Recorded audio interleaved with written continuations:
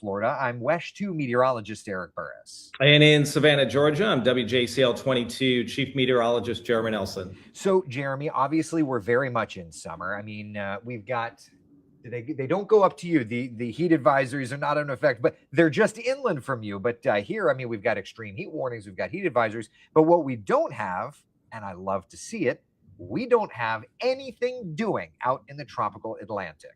Yeah, last week when we talked, fast forward in maybe 7 to 10 days, we had some areas of interest. We were kind of like, hey, what will happen with those? And I say they sort of got El Nino'd maybe Right. a little bit. And also the dusty, dry air. So the main development region at this second is very dry. Those pretty much just stayed open tropical waves. Right. So because of that, we continue to sit with a quiet, benign setup. And as a matter of fact, I don't even have to show it to you. I'll do it anyway, just for fun. But there is no development expected over the next 7 days' time out here in the tropical Atlantic. There's just nothing doing. And among the culprits, the Saharan dust, it just continues to be such a significant player, Jeremy, in this overall setup. And it's been persistent. So this has been going on a month or more now.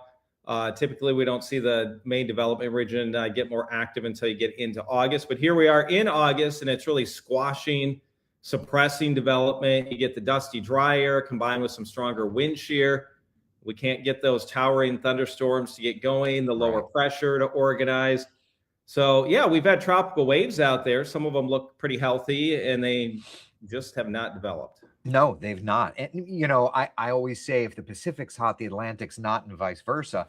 The Pacific has been hot. As a matter of fact, Lala, the hurricane that made that very close pass to Hawaii, that storm system downgraded to a tropical storm. However, it is now back to hurricane intensity. Look at the latest data from the National Hurricane Center. It's a Category 1 hurricane right now, expected to become a Category 2 storm as it passes very near the Midway Islands there.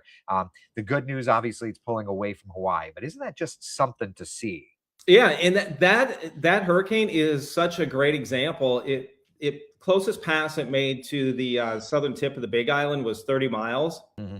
And it was like 30 to 150 away from most of the Hawaiian Islands. But did you see some of the videos and the impacts that they had in Hawaii? It was like roads were washed out, trees down everywhere, lots of people lost power.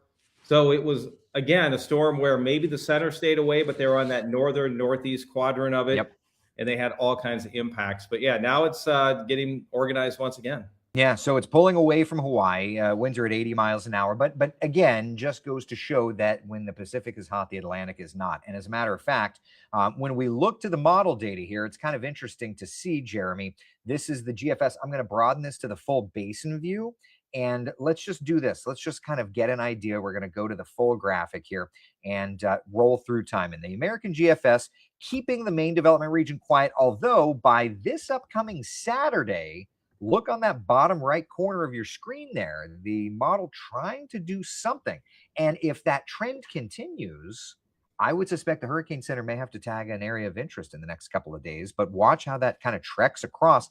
And the GFS is continuing to show something crossing through the main development region and then recurving and, you know, getting awful close to the Canadian Maritimes, Nova Scotia, before recurving, staying out to sea. So that's the GFS, the 6C. Let's look at the European model. And while you're calling that up, one thing I want to say is I'm wondering if the Hurricane Center, if we have these things in the main development region get going, if they'll be a little slower to ramp the percent up this time, or if they'll just kind of go with what the models are showing. Right. Well, and you know, you say that, and just in looking at the European, it doesn't have anything really getting going. I mean, that's Monday the 24th. And it doesn't. It pops something up around Bermuda around the 27th there. Kind of see it in the center of your screen, right? And then just off the coast of Africa, looks like another one. Little low.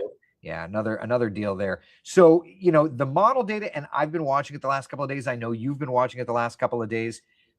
It looks like we're going to, no matter what, pushing into the end of August, early September, it does look like we're going to try to get things at least a little more active. Right. And so far, we've had three named storms, and they've all had something in common. They have not been in the main development region. Right, They have right. stayed outside of that where the winds are more turbulent, the dusty, dry air is. So even though we've had three weaker named storms so far this year, the thing they've had in common, besides being on the weaker side, is that they've stayed away from that sort of stretch between Africa and the Caribbean. Well, and it's like Jeff Goldblum says in Jurassic Park, life will find a way, right? And we will try to develop atmospherically where the environment is least hectic, we'll say. But also early season, that's the way it goes. Things typically won't form in the main development region. Now we're getting into that time of year where that will be the case. So we'll have to be watching that closely. Let's do this. Let's get back over to the models. And now what I want to do is look at the ensemble plots and just kind of get an idea. We'll start with the GFS, and there's a very clear delineation of some form of development here late this weekend into next week. We look over to the European plots. This is the Good news with that, it did the curve. It did the curve, right? European ensemble plots, interestingly enough, weak, but trying to show it, kind of one and then maybe two. So there's definitely ensemble support, especially pushing into the last few days of August and into September, Jeremy. And I think if we are going to get a hurricane anytime soon, might not be in the main development region, but if those start to make that curve, water's still warm enough, and we often see that if they kind of make that curve way away from the U.S., they can still strengthen. So maybe that's how we get the first hurricane this season, is on something that is more of a fish storm, which would be good news. Just stay away from Bermuda. Right. I mean, that you don't want it to hit anybody, right? Yeah. Although I feel like they so often they get so close to Bermuda, it's almost like not even fair. But yeah, it's also going to time out where that Saharan, there are breaks to that dust when the winds shift in Africa and that sort of thing. So, it'll be interesting to see how that times out. Does it set up so that you can get a storm develop in the main development region between these plumes of Saharan dust? I mean, that's yet to be seen. I thought that when those two areas of interest were going recently, that one might kind of plow a little bit or loosen the dust up or clean it up a little bit, but nothing. Yeah. And then the wind shear was just fierce. Isn't that something? So for right now, there it is. Thank you. No, I don't want to show that. So yeah, for right now, the big plume of Saharan dust just persists. And as long as it's sticking around, we've got nothing developing. And you notice that it's there in the Gulf, it's there in the Caribbean, and it's there in the open Atlantic. So for right now, that's just fine. Ryan's asking, how about homegrown systems? And Jeremy, I think that's what we've seen already. So that makes sense if that were to try. Yeah, and I think looking at some of the dates we had, maybe if we get into September a little bit, we'll start watching maybe Gulf near Southeast coast type of thing to get a low that would try to get going. As you just showed, though, no ensemble was excited about really anything homegrown, and so far nothing very exciting, which is good. Yeah, I mean, it'll be interesting to see where we end up. Now, real quick, we don't have to talk much about it, and I've got about 5 minutes until I've got to do my next call. But let's talk a little bit about El Nino. Okay, so we're deep into an El Nino pattern. Jeremy, just go over kind of broadly what El Nino does to hurricane season for those that don't know, and then let's discuss what it does for a winter season, because there's a very big shift. Yeah. Okay. So El Nino, you're talking about water closer to the equator in the Pacific Ocean. There's a stripe there, and it's running right now. I believe the average in that area is about 2 to 2.5 now. I think we're getting closer to 2.5 above average, and that is in Celsius. Yep. Forecasts, some of the models are what, 3.2 to 4? Yeah. They would put it in an historic level. All right. So once you get that very warm water near the equator, so that gives you the El Nino, it can kind of create some stronger winds across the Atlantic, where we typically see tropical systems form. So you're not able to get that big vertical development, the lower wind shear, better environment.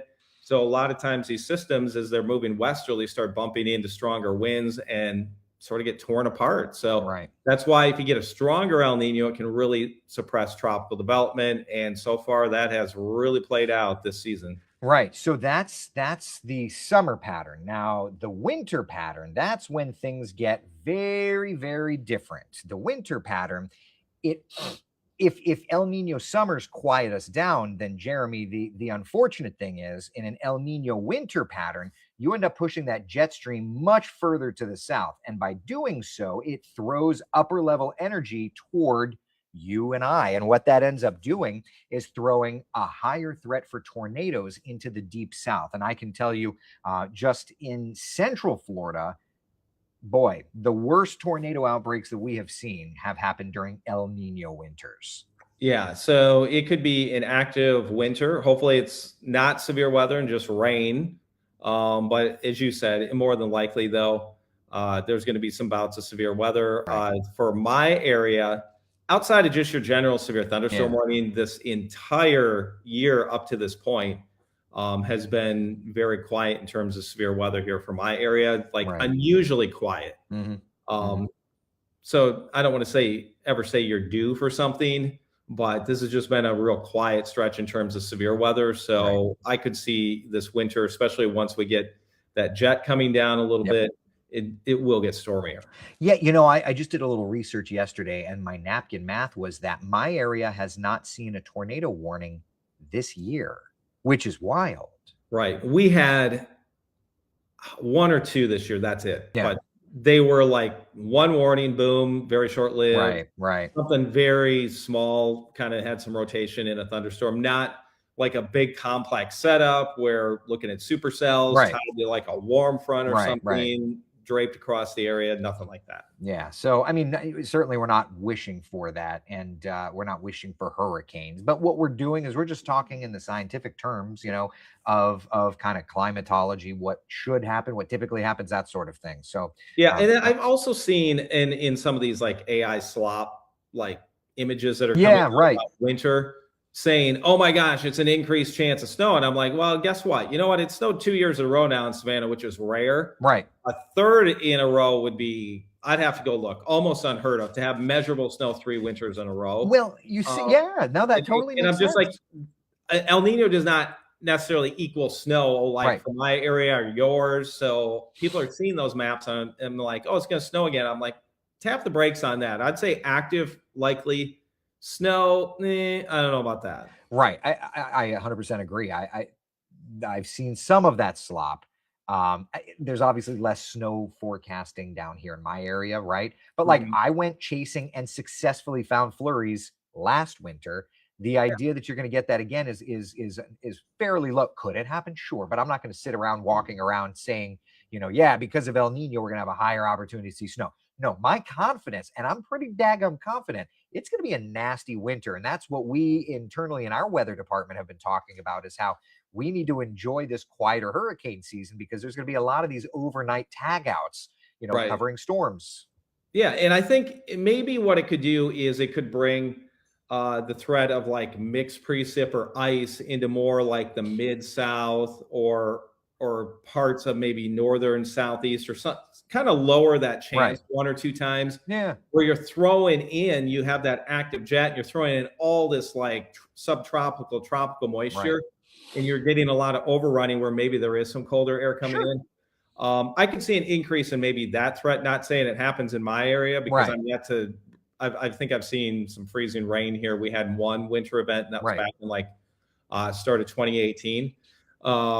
But no, I mean, some things are so rare that you're like, you can't just say just because it's this, it's going to happen. No. Well, and even still, the water's hot. Just because the water's hot doesn't mean we're blowing up hurricanes, right? So it's Yes. like there's so many more pieces to these puzzles, right? Now, Chris Pierce always he's been a loyal follower of I hate the term follower, a loyal viewer of ours Mhm. for a while. He said if El Nino is super strong, so it gives hot water this year in the Pacific, would the jet stream dip even lower, possibly giving the tornado threats to South Florida instead? So, real quick, and I'm curious your take on it.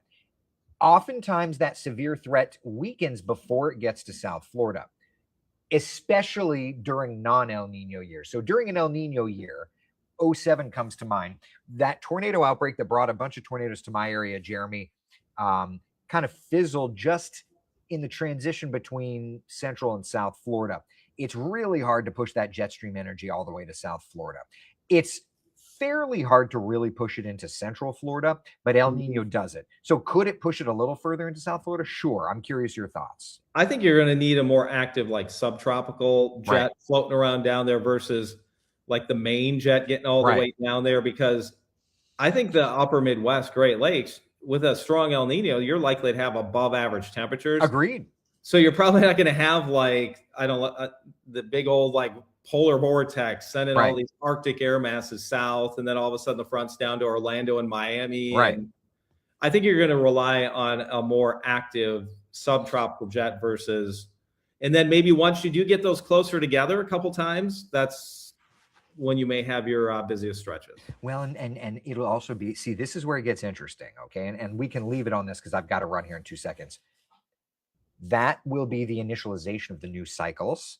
Yep. So then, depending on how active of a winter we have to start getting ready, because my gut would also say we're going to end up having a busy hurricane season next year, but that's, a tomorrow-esque problem. Right. Yeah. Well, I mean, it's not going to take much to get busier than this one to this Correct. point. Right. I'm sure we'll get something going eventually, at least somewhere, but I don't think it's going to all of a sudden just switch flips and it ramps up this year. That's likely not happening. The El Nino is not weakening, right? It's continuing to get stronger. So that indication is there. So, all right, enough's enough. Sorry, guys, I have to run.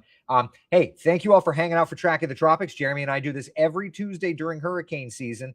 And I got to tell you, it's an exciting couple of moments when there's stuff to talk about. For now, it's interesting. We'll say that. Yeah, so then we can talk about winter. I'm fine. I'm fine. Dude, it's going to have, I've got feels like temperature of 115 in my area today. So I'm good. Well, we do have extreme heat warning for Savannah too. We've had that like a few days in a row now. It's gross. All right. From boiling hot Central Florida, I'm WESH 2 meteorologist Eric Burris. And in Savannah, Georgia, I'm WJCL 22 Chief Meteorologist Jeremy Nelson. Jeremy, we'll see you later, buddy. Yeah.